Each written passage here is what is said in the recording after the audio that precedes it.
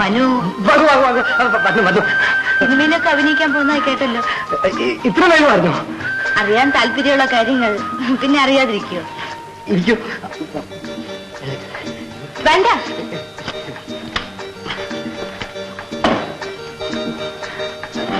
നിനക്കിരിക്കാനില്ല അല്ലേ?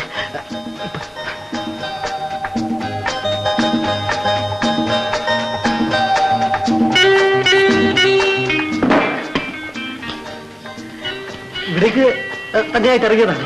അതെ. ആദ്യമായിട്ട് വീട്ടിൽ വന്നതല്ലേ, ഞാൻ എന്തെങ്കിലും കഴിക്കാനുണ്ടാക്കി? ഒന്നും വേണ്ട. അങ്ങനെ പറഞ്ഞാൽ പറ്റില്ല.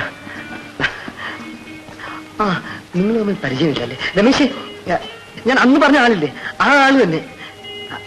എന്റെ ഹോട്ടൽ മുതലാളിയില്ലേ, ഗ്രീൻലാൻഡ്സ് ഹോട്ടൽ മുതലാളി, അദ്ദേഹത്തിന്റെ മകൻ രാധ. ഇദ്ദേഹമല്ല, ഇവൻ എന്റെ സ്നേഹിതൻ രമേശ്, പയനിയർ ഇലക്ട്രോണിക്സിന്റെ മാനേജറാണ്. ഗുരുവായൂരാ നാട്. നിങ്ങൾ തമ്മിൽ സംസാരിച്ചോണ്ടി, ഞാൻ ഇപ്പൊ വരാം.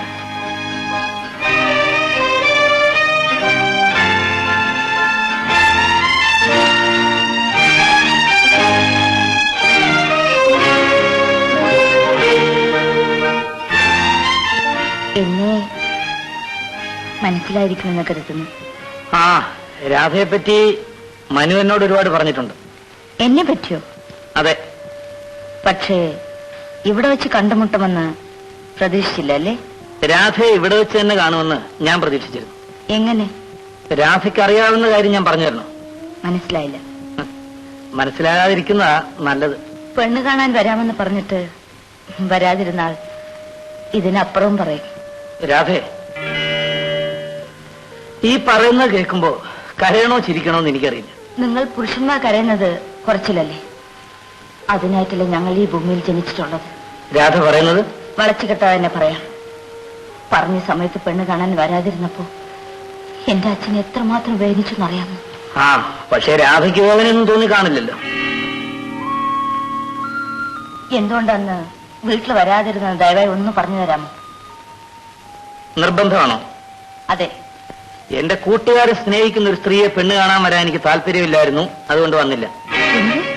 രാധയ്ക്ക് മനുവിന് സ്നേഹമാണെന്ന കാര്യം അവൻ തന്നെ എന്നോട് പറഞ്ഞത്.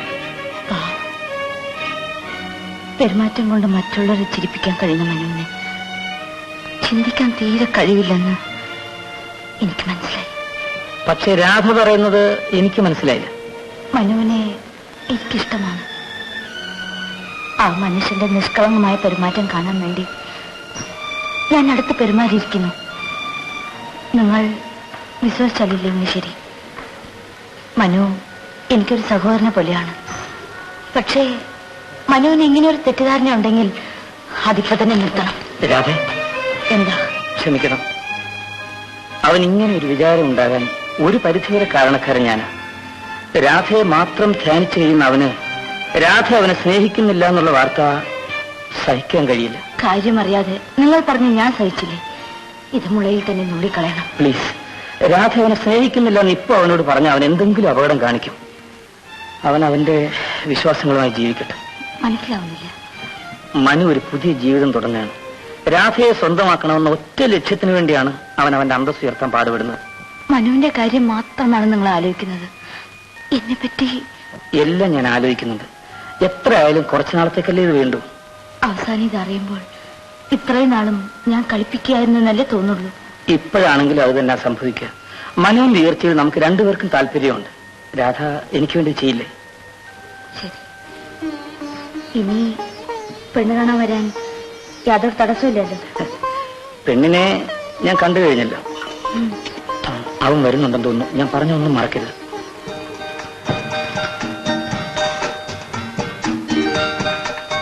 എന്താ ഇത്? പരിചയപ്പെടുത്തി പോയിട്ടൊന്നും പറയാതെ മിണ്ടായിരിക്കുന്നത് എന്താ? ഇതാ എന്റെ ജീവിതത്തിലെ ഏറ്റവും സന്തോഷമുള്ള ദിവസമാണെന്ന്. അതുകൊണ്ടാ മധുരം ഉണ്ടാക്കിയത്. ഈ സന്തോഷത്തിന്റെ കാര്യം ആരാന്നറിയോ? ഈ രമേശ്. മനുവിന് എവിടെ? എനിക്ക് വേണ്ട, നിങ്ങൾ കഴിച്ചാ ഞാൻ കഴിച്ച പോലെയാ. ഓ, അത് പറ്റില്ല. നീ കഴിച്ചില്ലേ എനിക്ക് വേണ്ട, നീയും കഴിക്കണം. വളരെ പ്ലേറ്റില്ല. പ്ലേറ്റ് ഇല്ലെങ്കിലും എന്തോ കൈയില്ലയോ? ആ കൈയുണ്ട്. ഇതാ, ഞങ്ങൾ രണ്ടുപേരും ഞങ്ങളുടെ പങ്ക് തരുന്നുണ്ട്. കഴിച്ചു നോക്കാൻ മനസ്സിലാവും എന്റെ പങ്കുമായിരിക്കില്ല. അതെന്റെ കുറ്റമാണ്.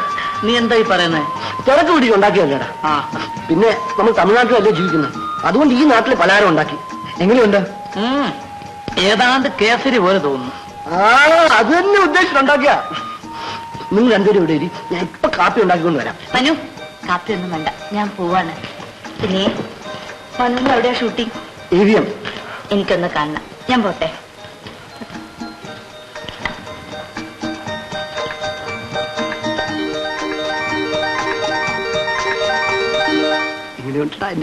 എന്താ മോളെ, സ്വയം മറന്നാണല്ലോ പാട്ടുപാട്ടും ഒക്കെ. ഞാൻ വന്നതുപോലും നീ അറിഞ്ഞില്ലല്ലോ. ഇന്നലെ വരെ ഇങ്ങനെ അല്ലായിരുന്നല്ലോ. എന്തുണ്ട് വിശേഷം? വിശേഷം വിശേഷം കാര്യമായി എന്തോ ഉള്ളതുപോലെ ഉണ്ടല്ലോ. ഞാൻ അദ്ദേഹത്തെ കണ്ടുവച്ച ആരെ? അന്ന് പെണ്ണ് കാണാൻ വരാമെന്ന് പറഞ്ഞില്ലേ? ഓ, രമേശനെയോ? നീ അവനെ എവിടെ വെച്ച് കണ്ടു? നമ്മുടെ മനോഹരൻ സിനിമയിൽ അഭിനയിക്കാൻ പോകുന്നില്ലേ? ഞാൻ അയാളെ കൺഗ്രാജുലേറ്റ് ചെയ്യാൻ അയാളുടെ വീട്ടിൽ പോയിരുന്നു. അവിടെ വെച്ച് കണ്ടു. അവർ രണ്ടുപേരും അടുത്ത കൂട്ടുകാരാ. അന്ന് എന്തോ വരാൻ സാധിച്ചില്ല. എല്ലാ അച്ഛനോട് നേരിട്ട് പറയാമെന്ന് പറഞ്ഞു. ഇനി എന്നോടെന്ത് പറയാനിരിക്കുന്നു? എല്ലാം നിന്നോട് പറഞ്ഞു കഴിഞ്ഞില്ലേ? എന്നോടൊന്നും പറഞ്ഞില്ല. അപ്പോ കല്യാണക്കാര്യങ്ങളെല്ലാം നിങ്ങൾ രണ്ടുപേരും കൂടി സംസാരിച്ച് തീരുമാനിച്ചു അല്ലേ? അയ്യോ, ഞാനൊന്നും തീരുമാനിച്ചില്ല. അതൊക്കെ അച്ഛൻ തീരുമാനിക്കണം. അച്ഛന്റെ ഇഷ്ടമാ എന്റെ ഇഷ്ടം. രമേശിനെ നീ വിവാഹം കഴിക്കാൻ പാടില്ലെന്ന് ഞാൻ പറഞ്ഞാൽ? അച്ഛൻ, എന്റെ അച്ഛൻ അങ്ങനൊന്നും പറയില്ല. എന്ന് നിനക്ക് എങ്ങനെ മനസ്സിലായി? എനിക്കറിയാം, നല്ല അച്ഛൻ.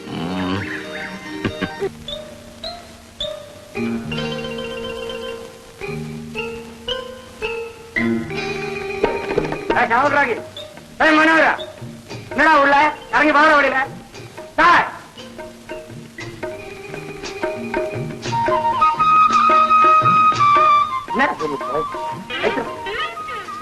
രണ്ടു മൂന്ന് ദിവസമായിട്ട് നീ എന്നെ കണ്ടിട്ട് ഒരു മൈൻഡ് വരും. ഈ ആഴ്ചത്തെ കാശോടെ ഇനി നിനക്ക് ഒരൊറ്റ കാശ് തരും. അതെന്താ? അപ്പൊ നിന്റെ കള്ളക്കളിയൊക്കെ ഞാൻ അമ്മയോട് പറയട്ടെ. അമ്മായി എവൻ പറഞ്ഞോ? പക്ഷെ അമ്മയ്ക്ക് സംഗതികളെല്ലാം അറിയാം. ഈ ആഴ്ചത്തെ വട്ടച്ചെലവ് ഞാൻ ഇനി അങ്ങോട്ട് പോകും. ഇനിയും വട്ടച്ചെലവിന് കാശ് വെച്ച് വന്നാലേ നിന്റെ മുട്ടുകാര് തള്ളി വിളിക്കും. വീമ്പോറ വരട്ടാടാ. ഹോട്ടലിൽ വിളമ്പുടോ എന്റെ വീമ്പോറച്ചിലുണ്ട്. നീ എന്താ ജോലിക്ക് പറ? ലീവാ? ലീവാ? അതെ, ഞാൻ ജോലി വിട്ടു. നീ ജോലി വിട്ടോ? പിന്നെ നീ എന്താ ചെയ്യാൻ പോവാ? സിനിമയിൽ ചേർന്നു. ഓ, ഹോട്ടലുകാർക്ക് ചായ കൊടുത്ത നീ സിനിമാക്കാർക്ക് ചായ കൊടുക്കാൻ പോയില്ലേ? അല്ല, അഭിനയിക്കാൻ പോകുന്നു.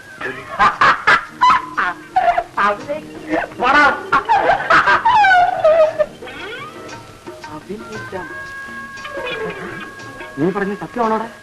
സത്യം. പക്ഷെ തമാശ പറയാം, എന്നെ വിശ്വസിക്കില്ലടാ. ഞാൻ എന്റെ പേര് മാറ്റി. എന്താ പേര്? പപ്പു. ഇളിച്ചവായ മനോഹരൻ ഫിലിം സ്റ്റാർ പപ്പു. പപ്പു, നീ പങ്ങളൊന്നും വിട്ടുകൊടുക്കില്ല. പപ്പൂട്ടാ, നിങ്ങൾ വളരണം, വലിയ നടനാകണം, ധാരാളം പണം ഉണ്ടാക്കണം. അതിനുവേണ്ടി ഞാൻ എന്റെ ജീവൻ വരെ താഴാൻ തയ്യാറാണ്. എന്റെ ജീവനൊന്നും എനിക്ക് വേണ്ട. ജോലി നോക്കണം. അയ്യോ പപ്പേട്ട വലിയ സിനിമാ നടനായ ശരീരം അല്ലെങ്കിൽ ഞാൻ എന്തിനു ജോലി ചെയ്യണം പപ്പേട്ട? അയ്യോ, സന്തോഷമായി പോയെന്നറിയാം. ഇപ്പൊ പേട്ടാ എന്നാ പോരാ.